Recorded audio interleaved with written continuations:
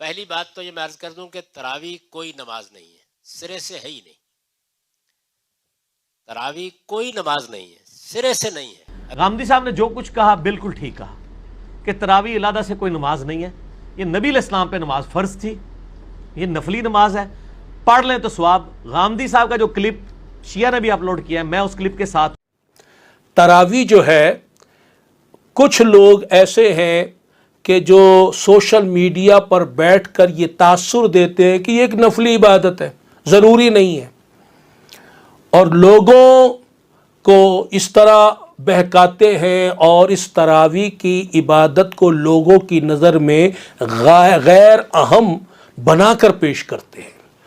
سن لیجئے، فقہی طور پر فرض اور واجب کے بعد جتنی عبادات ہیں ان کو اجتماعی لحاظ سے نفل میں ہی شمار کیا جاتا ہے، ان کو نفل میں شمار کیا جاتا ہے.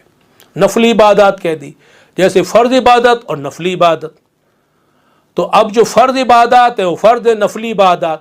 اب نفلی عبادات میں بھی درجے ہیں. کچھ عبادات وہ ہیں جو سنت مؤکدہ کہلاتے ہیں، کچھ عبادات وہ ہیں جو سنت غیر مؤکدہ کہلاتی ہیں، کچھ عبادات وہ ہیں جو مستحب کہلاتی ہیں. ہر ایک کے اپنے اپنے احکام ہیں. تو اب یہ جو تراویح ہے یہ سنت مؤکدہ عبادت ہے. ماہ رمضان میں رات میں تراویح پڑھنا یہ سنت مؤکدہ ہے، اور صحابہ کرام علیہم رضوان سے 20 رکعات نماز تراویح ثابت ہے. تو 20 تراویح سنت مؤکدہ ہے.